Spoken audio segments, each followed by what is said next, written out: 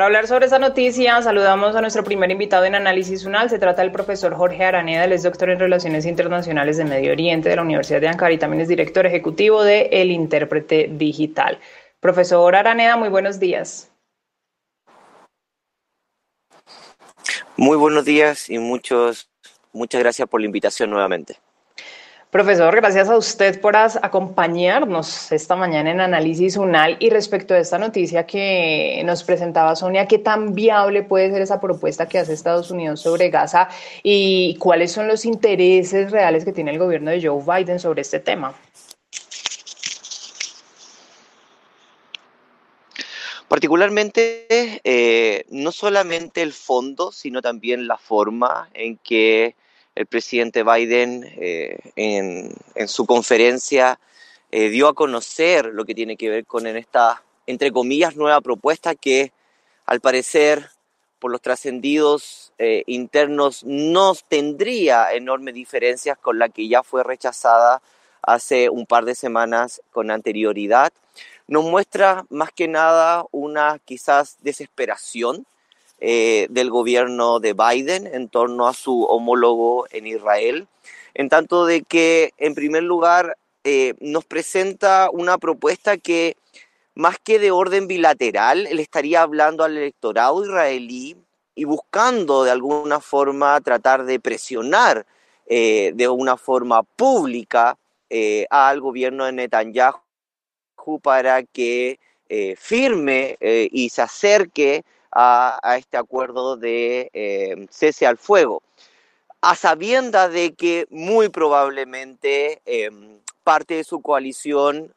no estará de acuerdo con ella, en tanto que lo que buscan es la completa y destrucción de Hamas, más allá de las vidas civiles que esto pueda llevar a cabo, particularmente dentro de la Franja de Gaza, y lógicamente lo que ya ha sido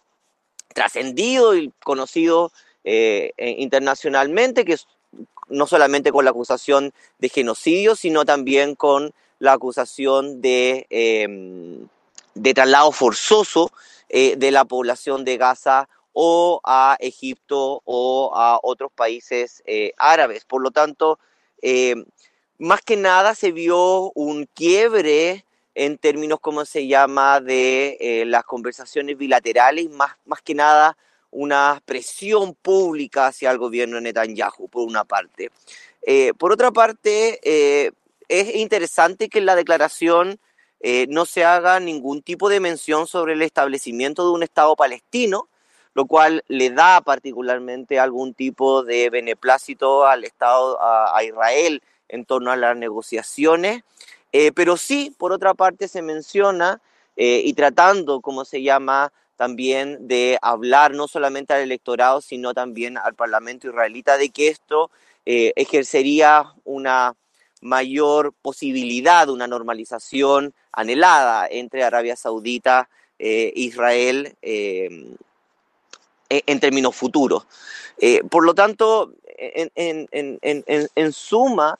es interesante analizar esta propuesta más allá de la propuesta en sí, cómo se hace por una parte, pero por otro lado también deja en claro algo que no solamente muchos analistas ya han comprendido actualmente, de que con el fin del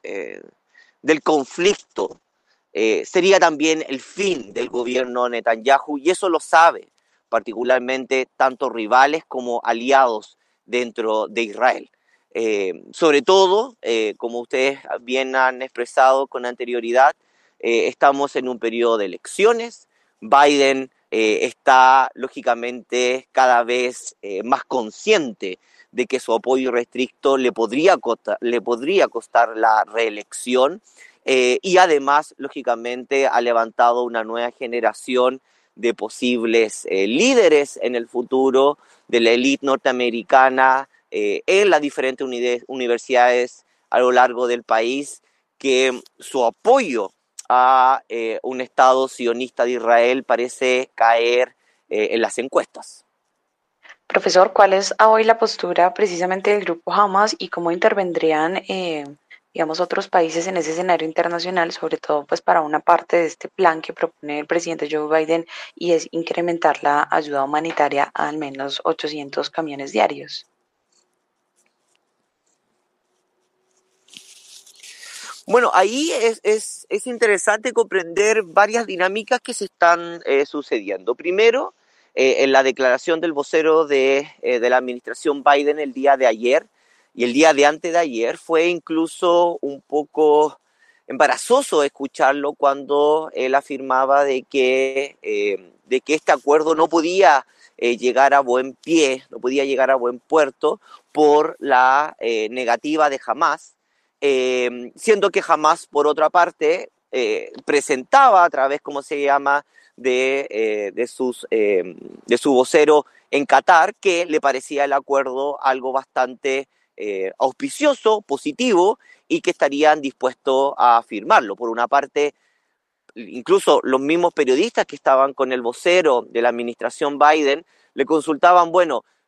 esta propuesta fue presentada por Israel, ahora hay que convencer a Israel, pero a la vez se nos comunica de que en realidad esta propuesta no puede llegar a buen puerto por, lógicamente, la negativa de Hamás. Entonces, ¿con qué narrativa nos estamos quedando? Eso por un lado.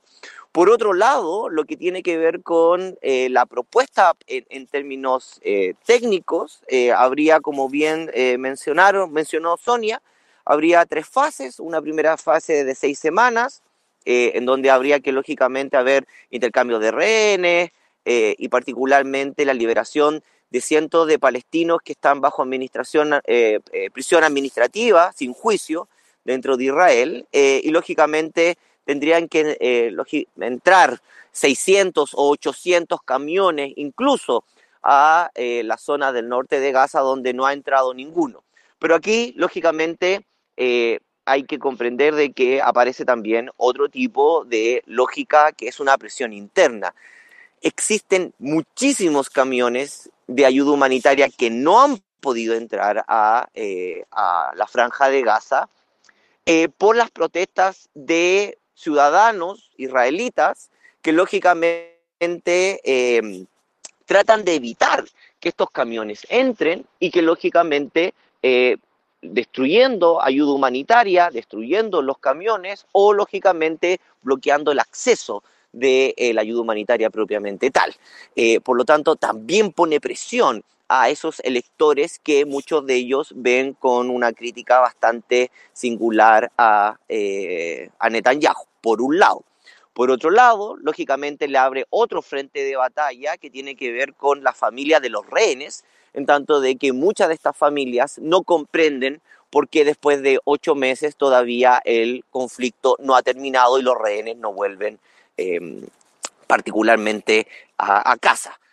Y por otro lado, junto con esto, tiene que ver con si es que esto lleva a un real y a un temporal de 6 semanas o meses de alto al fuego,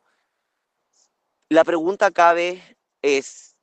¿al final Hamás fue vencida o no? ¿Cuál es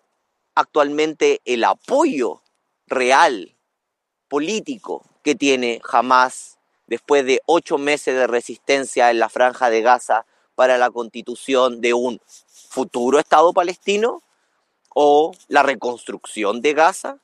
Y si al final, después de 8 meses de una sanguinaria, lamentable, pero sanguinaria guerra que ha llevado a cabo Israel sobre la población civil en Gaza, ha obtenido los resultados militares y políticos deseados.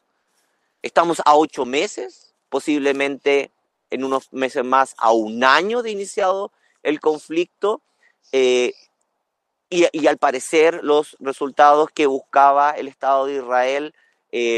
en términos de su objetivo declarado de eliminar